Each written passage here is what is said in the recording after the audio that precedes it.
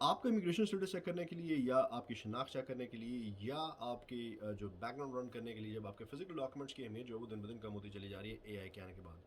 अब जो बर्फ़ वाले हैं या बॉर्डर के रखवाले हैं उनको शायद आपके फिजिकल डॉक्यूमेंट्स की इतनी ज़रूरत नहीं होगी। और अगर आप आई मीन माँगेंगे तो सही वो आपसे, लेकिन अगर आप नहीं प्रोड्यूस कर पाएँगे तो उनके पास और दर्जनों तरीके होंगे इस मामले को सॉल्व करने के। स्टोरी है जी शिकागो की, जहाँ पे एक बर्फ़ वाले ने बच्चे को रोका, उससे आईडी माँगा, उसने कहा जी आईडी नहीं है, मैं यूएस बॉर्न हूँ, फलाना-ढिमकाना है। अब उस बंदे के पास 2 ही ऑप्शन थे, या तो उसको उठा लेता और ले जाके छानबीन करते, दूसरा ये कि कोई टेक्नोलॉजी यूज़ करते, फेस, फिंगर, ये वो जो भी है, और उसकी आइडेंटिटी जो है वो निकालते। अब उस बर्फ़ वाले ने अपने कुलीग को बुलाया और उसको कहा जी इसका फेस जो है इसको स्कैन करो ताकि इसकी स्टेटस हम चेक कर सकें।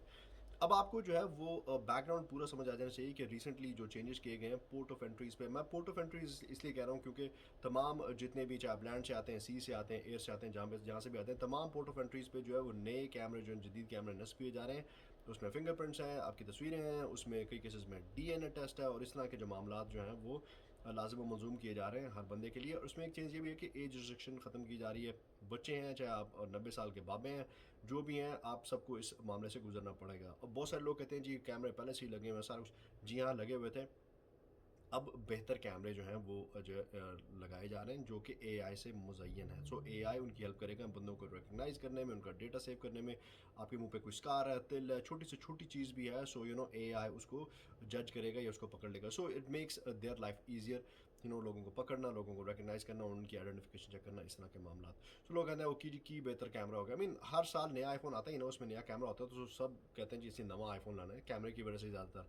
बाकी और भी वजूहत होंगी। सो बेहतर कैमरे जो है लगाए जा रहे हैं। अब मेरी जो एक अपनी इख्तरा, या आप ये कह लें मेरी अपनी सोच है, ये बात कहीं पे रिपोर्ट नहीं हुई, ये बात का किसी ने जिक्र नहीं किया, ये बात का कहीं पे कोई वो आसार नहीं है। ये मेरी अपनी सोच है कि जहाँ पर वो आपका फेस स्कैन कर रहे हैं, आपके फिंगर कर रहे हैं, डीएनए कई टेस्ट किस केस में करेंगे, या आपकी तस्वीरें खींच रहे हैं, तो आपकी आइज़ को क्यों छोड़ेंगे भाई वो?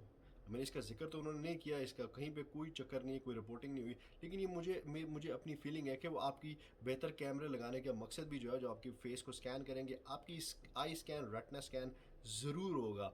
और वो इसीलिए होगा कि जो एजेंट्स हैं उनको दर्जनों ऑप्शन दिए जाएँ कि अगर बंदा फिंगरप्रिंट से नहीं पहचाना जाता है तो फेस करें, फेस से नहीं तो डीएनए, डीएनए नहीं तो आंखें, आंखें नहीं तो ये, तो उनको हर तरह के ऑप्शन दिए जाएंगे कि बंदे को मेक श्योर कि ये वही बंदा है। इसीलिए जो है तमाम पोर्ट ऑफ एंट्रीज पे ये कैमरे, ये फिंगरप्रिंट्स, ये हर चीज़ की जा रही है ताकि कोई चांस ही ना रहे कि बंदे की मिस आइडेंटिफिकेशन हो सके।